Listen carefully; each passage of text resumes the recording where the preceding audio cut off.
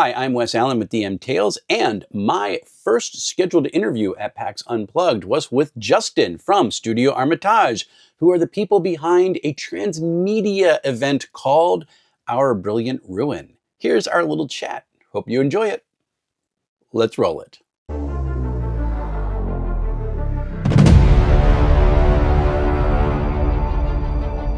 I'm really excited about this one. I am here. This is my first scheduled interview at PAX Unplugged here 2025, and I am here with... I'm Justin Achille. I'm Chief Creative Officer here at Studio Armitage. For what game are we talking about? We are working on Our Brilliant Ruin. We're here showing the tabletop role-playing game, the comic book, the audio drama, and the video game Gravesend Castle. So this fascinated me when the email went out for it, because this is this multimedia, I don't want to say multimedia, but it's like a multi-genre, Transmedia, like a transmedia thing, yeah. Really, really cool. So what is the basis of Our Brilliant Ruin? I mean, the name gives some of it away, but what is kind of the basis of the game? Yeah, the hook for the game is think Downton Abbey meets Game of Thrones at the end of the world.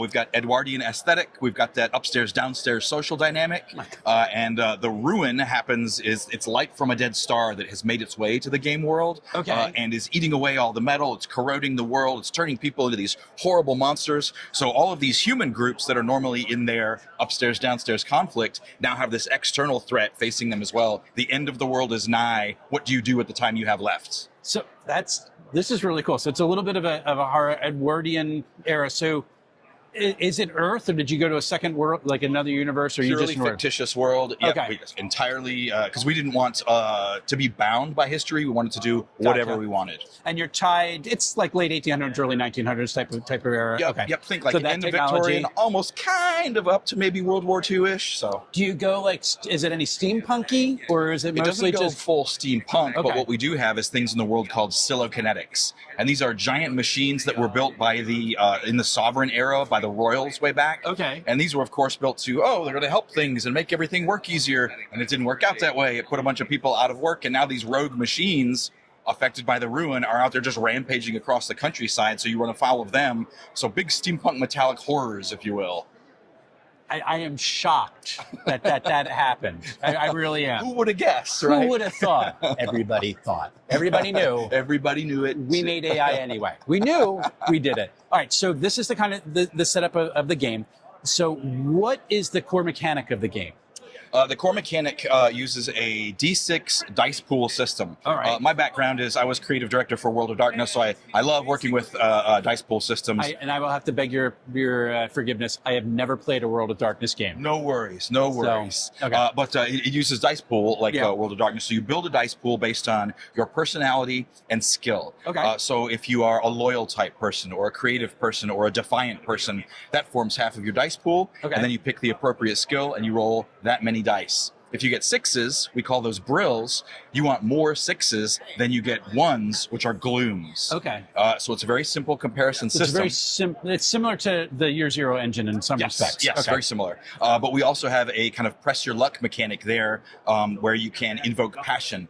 And passion gives you 2 extra dice to your pool and makes 5s and 6s brills. But if you use passion too much, you have to roll the passion dice, which only have disasters on them. So eventually, it's all going to come home to roost, right? So you get these very spiky results of, I want this to happen, and you've paid for it, and here comes the catastrophe. And now I have no leg. Yes, cool. Very, very cool. All right, so the real simple mechanic, I'm assuming the character sheet is very simple. Is this designed more for like short arc play, or can you do like a campaign in this? We have it set up where you can do pretty much what you want with it. If you want to tell a single story, we've got, here at Convention Games, one-shots perfectly fit. They are definitely suit a short story very well, 3 to 5 stories. Or you can do a full saga. The back of the book, the core book, has a starter story that gives you your mansion and assumes you're going to take your mansion Downton Abbey style through however many seasons you get. So that can be, just a few stories, or it can be 5 years and 45 sessions, or whatever you get from it. So. That sounds awesome. So we're doing the arc. We have that. So it's this Edwardian style world, and you have the upstairs downstairs mechanic. How does that play into the way the game plays out? Like, are the people who are the uppity ups still just acting like uppity ups? In the world, yes, they are. The aristocrats have all the resources, of course, and what are they doing with it? they're throwing parties, they're squandering their money, they're fiddling while Rome burns, basically, Gotcha. right? And you can play the aristocrats. We've got 5 different aristocratic families, each of which has a kind of unique outlook on the world, and they're definitely playable and interesting. But of course, they're in conflict with the true folk, and the true folk are the people who have jobs and keep the world running and make things work, right? And there are 5 different guilds of the true folk, things like academics, and unionists, and contractors, and the artistic folk, and the people who are invested in like service and hospitality. And then there's a 3rd faction, the unbonded, who are kind of the rebels and the outsiders. They're the ones who are saying, the world is ending. Why are we still doing this aristocrat nonsense? Why don't we try to change things for the better? But of course, what does better mean? You know, are they just bomb-tossing anarchists? Are they people who want to change things genuinely for the better? Are they just someone who got booted from the guild and now has nowhere to go? And so that's all of your social tension in between the humans there, right? That's amazing. So aside from the automatons, you have the people are being transformed into monsters. Right. So how's that working out? It is possible to become ruined, and there are various different monster types in the world. One of which is vampires, and the vampires kind of suggest a length, like a history, right? They got ruined long ago, and now they're still hiding out in their old craggy castles. Or there are things like flesh eaters, people who've been ruined more recently, and it's turned them into cannibals and weirdos and monsters who like want to feast on the people who they used to be. Right? And then there are chimera, who are these agglomerations. The ruin kind of destabilizes people, breaks them down, forces them in together. So that's where you get your werewolves and your multi-headed, giant monstrosities with 10 arms, and you get to deal with one of those in the video game. So like a variety of different monster types. So how hard is it for you to kind of build your own monstrosities in the game? The game includes a set of monster building tools. It's a very simple setup. The game master never rolls dice. So you set the kind of difficulty for the monster from 1 to 5, and then you can layer in special abilities literally equal to the monster's rating, right? So if you have a rating 5 arch vampire, that vampire will have 5 special abilities, and also a very high set of willpower and vitality, just because they're rank 5. So when you are in a conflict situation, so whether you're being attacked by a monstrosity or you're trying to negotiate getting food from the stupid uppity-ups, not that that ever happens. Right, of course. They're very generous. They're very generous. Never mind. I'm not going to say anything about that more than I already have. But you're in a conflict, so for determination of whether or not your roll is successful or not, do you set like a target number of the number of 6s you have to roll? So as the player, you tell me as the game master how you're approaching this. Remember we talked about those personality traits and skills. If you're going to try to be duplicitous, right, maybe you want to use, or defiant, right? You're standing up and saying, give me this food. So you'll use defiance to build your dice pool, and a skill like, let's say, you are expressing yourself very strongly, right? So there's your dice pool. You'll roll that many dice. Me, as the NPC, I have that flat number as my rating, right? And so you need to achieve as many brills, right? You're trying to overcome my rating there to knock me down. Overcome the rating. Okay, that's really cool. It's a neat normally setup. just one brill, succeeds unless you're dealing with something that requires more than. If you're in a conflicted tech, that's the kind If I'm a rank 5 aristocrat, oh my gosh, But if I'm a rank 1 aristocrat, I'm just like the local snot-nosed punk, you can probably get yourself past it. Can other folks like pitch in for the attempt? Throw dice they in? won't add dice necessarily to that roll directly, but what they can do is throw a monkey wrench into the plans behind, or while you are talking to me, one of them is coming behind me and about to stab me in the back, or is distracting the entourage. There also is a system called Portfolio, and Portfolio are kind of like the spells in the game. They just make things happen, and this can be everything from like wealth, you just throw money at problems, or you know people and they will come help you, or you have the exact tool you need at the exact moment with the tools and equipment portfolio. So those are kind of the problem solving, and you don't need to roll dice for those. Those just happen. But they are trite, right? You tick them off as you use them. Very, very cool. This is a neat game. Thanks. It's very nice. I like the transmedia aspect of it. For folks who want to get this, is it currently for sale? Yes, it is currently for sale. It's available on Amazon. It is hopefully available in your friendly local game store. It can be picked up from distributors. Is that a book over there? This is the limited Brilliant edition. You'll see it's got the cloth cover, the gilded edges, the silk ribbons in it. Go take a look at that over there. That we're not selling. That's only available. These are overruns that we've got from the print run we did when we kickstarted. but there are retail versions available in other places. Also, always, the game is free on Drive-Thru RPG. You can just go get the PDF for free. It's all 300 pages of the game. That's awesome. It's there and ready for you. Yep. Very, very cool. How hard is it to make a character in this game? Super easy, 5 to 15 minutes. You don't even need to have a concept yourself. You can just kind of randomly allocate points and see what emerges from it in kind of classic old school role-playing style. Or you can go into it with a specific concept that may fit one of the aristocratic families perfectly, or may fit one of the true folk guilds perfectly. And there you just kind of custom tailor to how that fits. We've got a quiz available on the website. You answer a few questions.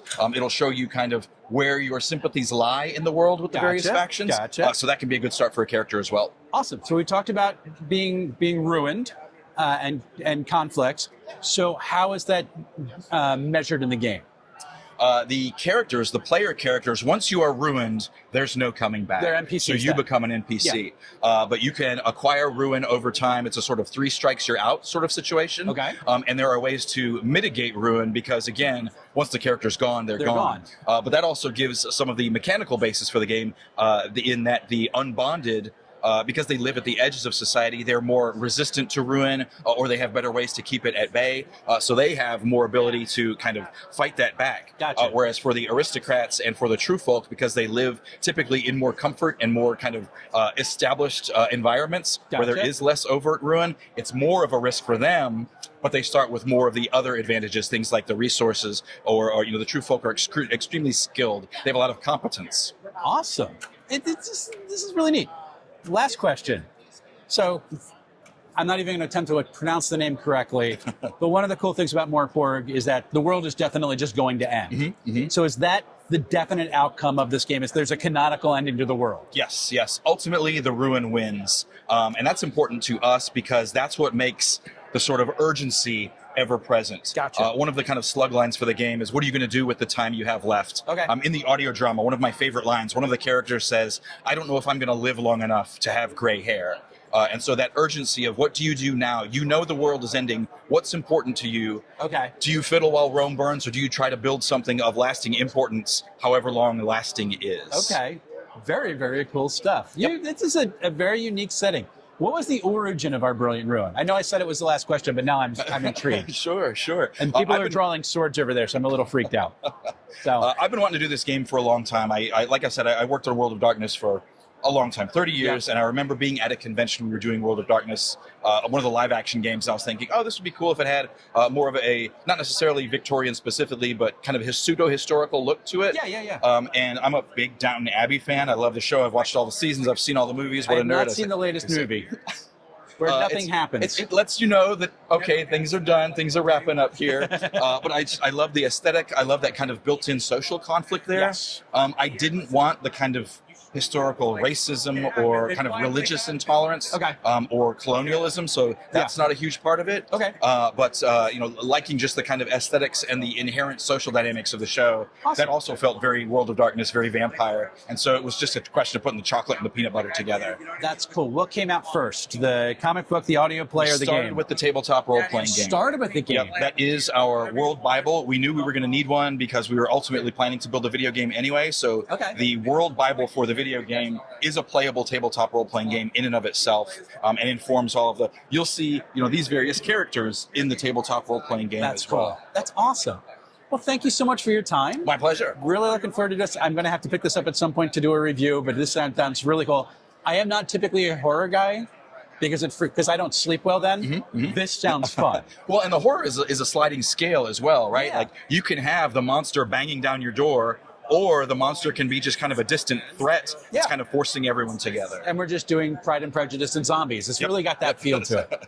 Really cool stuff. Thank you so much. Great to meet you. Thanks for coming by. It's really good to meet you, and thank you for doing the interview. Of course. My pleasure. Have a great day. Have a good show. Yep. Thanks. I'm really looking forward to chatting more with Justin as our Brilliant Ruin gets more and more out into the public sphere. Really, really cool stuff they are working on, and I'm thrilled that I got to chat with him. Also, I've got some reading to do because they gave me some comic books that have some of the canonical characters in it that talk about that world, and a 3-pack of little volumes. My first little look through shows that this is the lore of the game, and I'm looking forward to getting into that as well. So I'm always happy when people give me more reading to do.